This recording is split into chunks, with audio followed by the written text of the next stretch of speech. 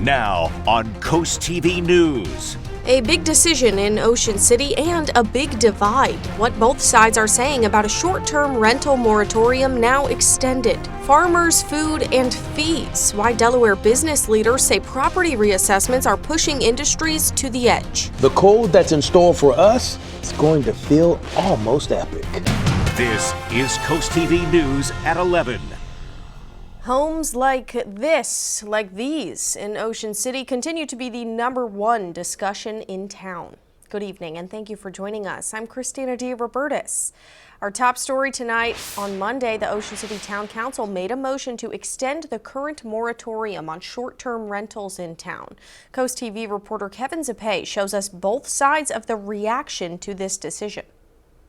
It's official. The moratorium has been extended. Homeowner Terry Miller and others say they feel unheard. They really don't care what the voters said. But Ocean City Mayor Rick Meehan argues it's the best outcome for the time being. There's an awful lot of things that we are now beginning to discuss that have been brought forward. On Monday, the Ocean City Council passed the second and final reading, extending the current moratorium by another year, which will now end on January 3rd, 2027. The moratorium will restrict any new rental licenses from being issued in residential neighborhoods and mobile home communities. And just like in April, Miller plans to petition for a referendum. We've got a great team, and I think we'll succeed again.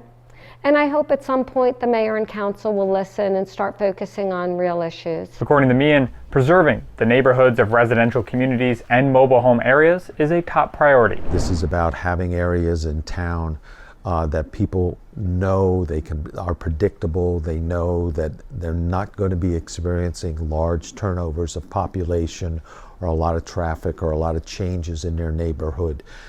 That's what it's really been all about. With the moratorium now extended, the Ocean City Council plans to use the additional time to develop new regulations to implement. Some ideas include requiring a 7-night minimum stay, freezing or capping short-term rental licenses in certain neighborhoods, limiting how many rentals a single owner or corporate entity can operate, and allowing only one renter per 7-day period. Meehan says if new rules are put in place before January 3rd, 2027, the moratorium could be lifted sooner than expected. I'm Kevin Zappé, Ocean City, Coast TV News.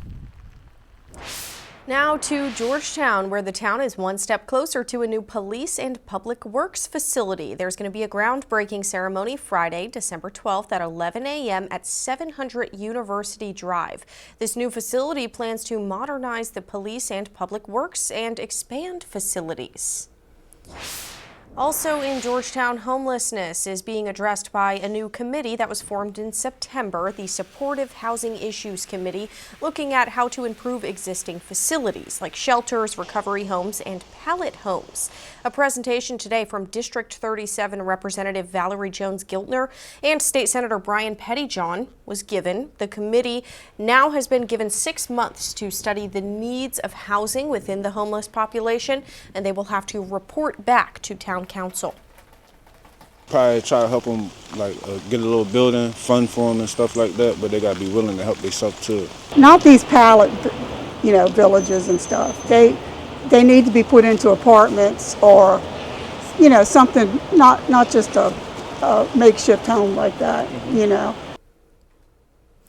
And this brings us right to our Coast TV poll tonight. We're asking what you think should Georgetown's top priority on homelessness be. Let's look at the results. It looks like so far we have 9% saying they need more recovery homes, 19% mental health support, almost 50% say affordable housing, and 23% say public safety response. We also got a comment tonight. This is from Jessica in Georgetown. Jessica says we need more present police force in Georgetown holding people accountable. Thank you, Jessica, for your comment, and you can leave a comment yourself. You can also still vote. Just go to coasttv.com or use our mobile app. Now let's look live outside into Lewis. It's a cold night out there. Let's check in with Chief Meteorologist Paul Williams on our weather. Well, first and foremost, our primary concern is going to be dealing with the cold, and we feel it right now as we speak. But I want to go ahead and go forward in time just a little bit to give you a preview as to just how cold cold it's going to be, and why I actually have to use the word epic in the sense, well, almost epic, because it's such a dramatic change from what we were just last week. I mean, we're going to start feeling like 23 degrees in Long Neck, 21 in Milton, Ellendale, as well as Georgetown at 6 o'clock Wednesday morning. Then, as we go into the evening hours, by 10 o'clock, we'll still be feeling like the 20s. So we're going to feel like the 20s most of the day. Then we go into Thursday morning. It'll feel like 24 in Ellendale and Milton, 26 in Delmar, 25 in Selbyville, 28 in Bethany Beach. Friday is where the haymaker literally comes in and smashes us straight across, because we're expected to feel like 18 at Dewey Beach and Rehoboth Beach, 17 in Lewis and Long Neck, 16 Selbyville, Milton, 15 in Ellendale, Seaford, and Delmar, and finally in Georgetown, it's going to feel like 14 degrees Friday morning. So yeah, it's time to really bundle up big time. Thank you, Paul. Tonight, DelDOT invited the public to Georgetown Middle School, where they answered some questions and heard feedback on their coastal corridors study. This study is looking at ways to improve Route 16 as well as State Route 24 and Route 9. DelDOT says the study will allow them to envision what the roadways might need in the future. A lot of different factors have influenced the need to evaluate are the east-west routes through Sussex County providing for traffic needs, improving safety, improving our access to jobs, things like that. And DelDOT is encouraging people who have feedback to give that feedback on their public input website, and you can leave a comment and interact with surveys there. Also, DelDOT has approved a new speed limit reduction on Route 24, lowering the limit from 45 miles per hour to 35 miles per hour. The change applies from Delaware Avenue to Lewis and Mumford Roads. New signs have been posted there with monitors that record driver speed. Well, the impact of property tax reassessment on Delaware's small business community was front and center in Dover today. Lawmakers on a special reassessment committee held a fourth hearing to find out about the impact steep tax increases are having across all three counties.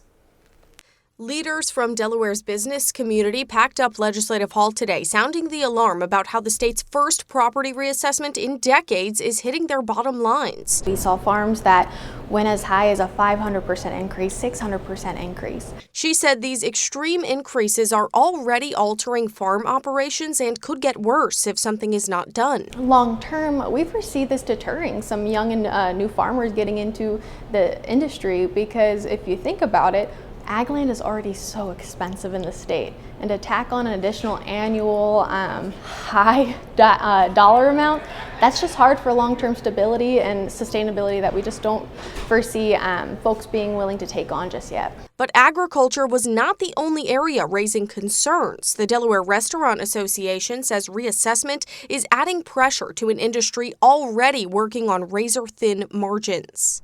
Restaurants are the largest small business employer in the state, and so what impacts small businesses impact restaurants in greater proportions. Carrie Leishman says restaurants need a fair and transparent process, something she feels has been lacking during the reassessment. So restaurants really want a fair playing field, they want transparency, and most of all, businesses need predictability. And housing providers also urged lawmakers to consider how reassessment affects residents in manufactured home communities where people often own their homes, but not the land underneath. They should be classified as a manufactured home, but with a different tax basis, because they don't own the land unless you have it on your private land. Now, the reassessment committee's final hearing is next Tuesday, with school districts and school funding to take center stage in Dover. And we are just getting started. More news ahead. Coming up, Worcester water rates and why Worcester County officials say they're going up. But first, roads iced over and hundreds of crashes, the latest on the week of winter weather in the Midwest. And Paul Williams is in the CoastTV First Alert Weather Center tracking our local forecast. Your full forecast right after this.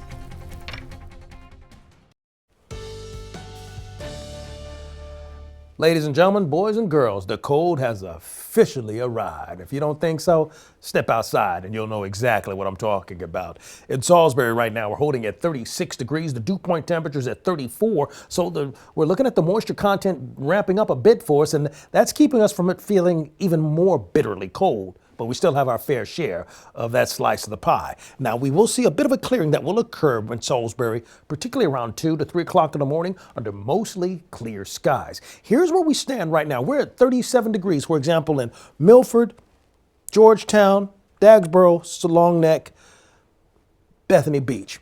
Now, let's do a little magic trick here. All right, we'll snap our fingers, but this is what it really feels like outside. 31, 32. It feels like freezing. Oh my goodness, and in Indian River Inlet, it already feels like 28 degrees, and we have at least 4 to 5 more hours of cooling down more left to go. And the winds are picking up momentum. That also adds more salt into the wound, so to speak, in dealing with this cold condition. Small craft advisory still staying active along the Atlantic side until about lunchtime for Wednesday. Don't be shocked if that's extended further, because I don't see the winds dying down too quickly, particularly on this other side where we have the gale wind warnings in effect, and we just have a newly issued concern for us down towards Tangiers and that area.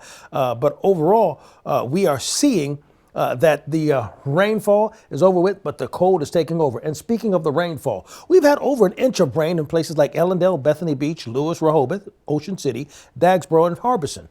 Not much over an inch, but over an inch of rain. And then we had just shy of that in places like Laurel, Georgetown, as well as Seaford. And we had just over an inch for us, actually, Indian River Inlet. We had over an inch for us in Ocean City at another one of the locations, and just short of an inch in Salisbury. Along the coast, sunshine for tomorrow with the winds out of the northwest, and they are going to be not just feisty, but fierce in the greatest sense of the word. You see, here's how it's going to be shaping up from a majestic, beautiful point of view. Clear skies all day long for Wednesday, clear for Thursday, and then we'll have a few scattered clouds on Friday. But you know what? That's not the story. This is the story. Wednesday morning, we wake up to 21. That's what the wind chill factor is going to be.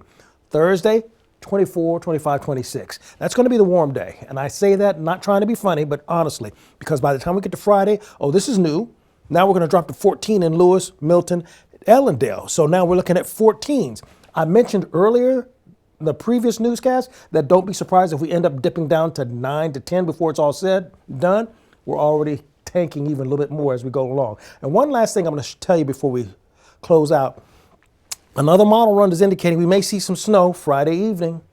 That's what that purple is. It's still holding true to form. Let's see if the models continue to say that over and over again over the next couple of days. Finally, here's a look at your 7-day forecast. I'm still looking for somewhat of a wintry mix on Friday, but you know what? That precipitation is not my concern, Christina. My big concern is that cold is not playing around. It's not joking, and it has no sense of humor. Well, good thing you do. Thank you, Paul. And meanwhile, the first widespread storm of the winter season is moving into the Northeast. People in parts of the Midwest already shoveling several inches of snow, and they're dealing with dangerous turned deadly road conditions. Mary Bell Gonzalez reports on the potential of record-breaking low temperatures later this week. If you don't need to be out, don't. This message from the Ohio Department of Transportation on Facebook as crews work to clear snow-covered roads on Tuesday. The third winter storm in a week dumped several inches of snow across parts of the Midwest and slowed travel to a crawl. In Missouri on Monday, road conditions turned hazardous with reports of hundreds of crashes and stranded drivers. One driver in St. Louis pleading people to drive cautiously. Just get in line. Today is not the day. Just get in line. Because you're going to squeeze in, you're going to hit something, you're going to slide. In another car. It's just not worth it. A 21-year-old driver died when their car overturned Monday evening northwest of Jefferson City in a storm-related incident, according to State Highway Patrol. Tuesday morning, crews de-iced planes in Rochester, New York. The storm is set to strengthen rapidly into a bomb cyclone and slam the Northeast later this week. We've got this term, a bomb cyclone. It's just a rapidly intensifying low pressure system that often happens off the East Coast, and it can be destructive at times. Actual air temperatures are forecast to plunge into double digits below zero as far south as Iowa and Nebraska come Thursday morning. Yet some staying safe at home see the snow as an opportunity. One man sculpts it into art in Wisconsin. Everyone is my favorite one that I'd make. This is my favorite now. I'm Maribel Gonzalez reporting. Coming up next, a new roadmap for the Chesapeake Bay and a big deadline looming. What leaders say needs to change by 2040. This is Coast TV News at 11. Higher water and sewer bills in Worcester County were the focus of an informational meeting today at the Government Center in Snow Hill. County staff walking through new rates for the 2026 fiscal year, explaining how each sanitary service area is supposed to cover the full cost of treating and delivering water, plus long-term maintenance. County leaders said some of the increase is catching up from past decisions, but much of it is about keeping the system sustainable going forward. For fiscal year 26, it was a difference of rates from prior years, and it might have been not informed properly or appropriately as much as some customers would like. And county staff say anyone struggling to pay should reach out so they can be connected with agencies that may offer financial help. A revised roadmap for restoration efforts in the nation's largest estuary. Earlier today, leaders from across the Chesapeake Bay region met in Baltimore to update the Chesapeake Bay Watershed Agreement. It was last revised in 2014. So this update outlines a number of goals like reducing pollutants, improving water quality, and the protection of wildlife. The council says it hopes to achieve these goals by 2040. We have to demand outcomes, and then we must make decisions based on data and results.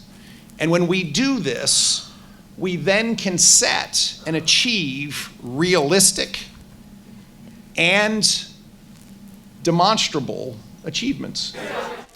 The previous agreement set a 2025 deadline, which was not met. That's why the goals are now being pushed back 15 years. The Chesapeake Executive Council says it believes the goals outlined in this year's revised version are more attainable. And with that agreement finalized, we spoke to some people working and living on the water about the proposal. People in Cambridge say they're hopeful the agreement will keep the bay clean. Cambridge city officials say a clean bay is important for tourism and the local seafood industry. And some people working around the water say keeping the bay clean is important for their livelihoods. Keep up on the work that they're doing on the Blue Cat. I mean, that is the biggest threat to the ecosystem, for all the states. We all share the same big problem.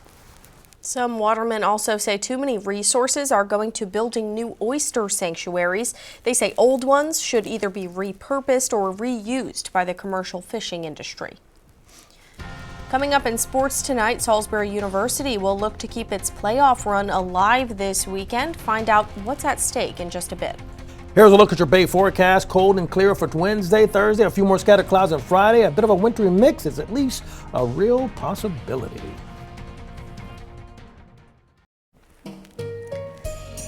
It's that time of year for the Bless Our Children campaign. If you didn't know already, every year CoastTV works to make the holidays brighter for kids here on Delmarva. And the money you donate goes to local charities who buy Christmas presents. And here's today's Shell Brothers Honor Roll. We really want to thank the businesses, groups, and individuals who have stepped up to the Shell Brothers Challenge of donating at least $1,000 to the Bless Our Children campaign. Here's the Shell Brothers Honor Roll in order of amounts given in increments of $1,000. In loving memory of Stacy Dorsch. Atlantic Community Thrift Shop.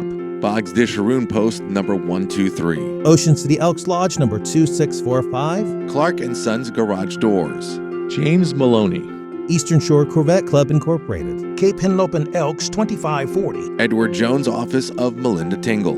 Sons and Daughters of Italy of Ocean City Lodge number 2474. Tony Tank Tribe number 149. Midway Par 3. Inspiration Health Services LLC. Apgar Turf Farm Inc. Chesapeake Urology. Doctors Mark Edney, Mark Shimko, Alyssa Gracely, and Jason Smith. CJ's Beach Space. In honor of Bill Hickman, Peninsula Imaging LLC. Painting in America Made Great Again, Earl Johnson Painting. In memory of Jean G. and John D. Henry. Mr. and Mrs. R. Dean Goldsboro. Evergreen Lodge number 153. Gnostic Family Charitable Foundation Fund of the Delaware Community Foundation. Emory's General Service of Millsboro. Willard's Lions Club, Sean Knoll Ways Limitless Worldwide. Wheels That Heal Car Club. Chesapeake Waste Industries. Waikamico Lodge number 91 AF and AM. Rotary International Lewis Rehoboth Beach Rotary Club.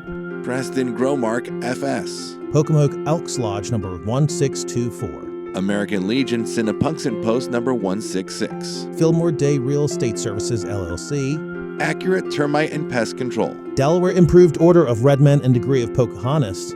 Idlewild Brewerton Club. Hawker's Supermarkets. DJVO Entertainment. Murray's Residential Service, Dennis and Barbara Murray. Alan Corman and Son, Inc. Antique Alley of Bridgehill in memory of Ron Hatfield.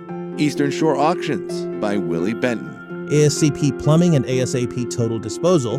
Absolute PDR, Dwayne and Brandy Geis. David and Luis. Tylerton Church, Inc. Contractors for a Cause. Queen City Elks Lodge number 1051. AccuTrench Contracting, LLC. IV Solutions. Terra Firma of Delmarva Paving. Crowley Associates Realty, Inc. ABC Refrigeration, Inc. of Bishopville, Maryland. BYOC Build Your Own Cookie, Shinkatig and West OC. Corrado Construction Company. The Caronville Foundation. Tops Cutoff DJ Services and Recording Studio.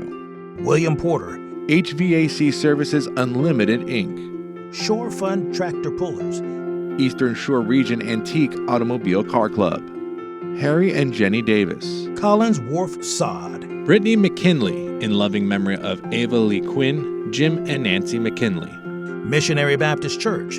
Selbyville Elks Lodge, number 2173. King Crop Insurance in memory of Bonnie King. Sons of the American Legion, number 123. Richard Jordan, in memory of Maurice and Pearl Jordan. Liberty Concrete and Home Enhancements, LLC. Chris Contracting, Inc. Dagsboro Paint and Wallpaper. In memory of Cecily Witt. Dance Conservatory and Ballet Theater of Dover. O.T. Beauchamp Jr., American Legion Post, 94. We appreciate all of you stepping up to the Shell Brothers Challenge as part of the Bless Our Children campaign. If you'd like to help, send your card and donation to Bless Our Children in care of WBOC 1729 North Salisbury Boulevard, Salisbury, Maryland 21801, or you can donate to our website, blessourchildren.org. Thank you for helping us lend a hand. And together, we'll make the holidays this year a very special one. Bless Our Children is administered by the Draper Holdings Charitable Foundation. With the holiday season means the return of our holiday house. This is where people submit their pictures or videos of their decorations, and we show them here during our newscast. So tonight we have Merry Christmas from the Huffmans in Delmar. The Huffmans, what a beautiful house and lights. I love how they did the bushes there and the candy canes in the back. That's so cute. Thank you to the Huffmans for sending this photo, and we want to see your photos. So send us your pictures and videos. It's easy. All you have to do is go to coasttv.com/holidayhouse, and we might show them here on TV. Delmarva Sports Network from the Wawa Studios. Good evening, folks. Playoff football is still in our area. Salisbury University is looking to keep its national championship hopes alive this weekend. The Goals sit at 10-1 for the season and will face the 7th nationally ranked Blue Jays in Baltimore for a spot in the quarterfinals. The Goals are looking to make it back-to-back seasons, making it at least the NCAA quarters. Salisbury also goes into Saturday's matchup with a slight mental edge. Last season, the Goals went across the Bay Bridge and hammered the Blue Jays 41-13. Johns Hopkins was ranked number 8 in the country at the time as well. Salisbury trailed 13-10, then rattled off 31 unanswered points en route to the big win. Earlier this week, I caught up with head coach Sherman Wood, who says he is confident that this year's team can replicate what they did at Johns Hopkins a season ago. Obviously, an outstanding program. They're going to be ready to go, and we're just going to be ready. And we're right after the Endicott game, we talked about it. We talked about being focused and making some things happen, but we have so much confidence in ourselves that we'll just play and just see what happens from there. But we would not sit back. We'll be prepared. Kickoff is set for noon on Saturday across the Bay Bridge. Salisbury is ranked 13th in the country Should be a good test to see who makes it to the quarterfinals. That'll do it for sports tonight. Have a good one, everybody. Now let's take a live look at the beach in Ocean City, and we got one more check on your forecast coming up after the break.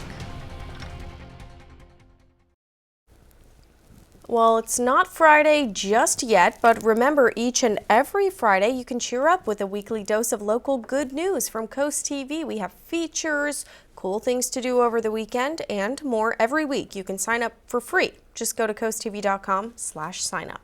Right now, we're in Dover. It's 37 degrees, dew point temperature of 28, and we're going to drop to 33 as early as 3 o'clock. And that's when the skies will clear out very quickly for us, allowing for it to get real chilly. Well, chillier would be the best way to put it. And then we do have the small craft advisory that's active along the Atlantic side of things with 25-mile-per-hour winds, even more blustery conditions with a gale wind warning in effect for places like Madison, Cambridge, over towards Tiemann. Now, that being said, we're staying clear for right now across the peninsula, generally speaking. Rick Price, you're our umbrella giveaway winner. Congratulations, courtesy of Paul Davis Restoration Home Remodeling. Keep up with your forecast by calling our weather line, sponsored by the law offices of Bruckstedt, Mandalis, and Federico. And finally, here's a look at your exclusive 10-day forecast. Watching out for really cold conditions that kick in, particularly Friday morning. It's going to feel like 14. I don't even know what to say. It's so... I got a word for you. Brr. Brr. I think it's time to move to Florida. Yeah. Thanks, Paul, and thanks to you for joining us for Coast TV News at 11 tonight. You can always find more news and more weather if you download our Coast TV News app, or you can join us again tomorrow for Coast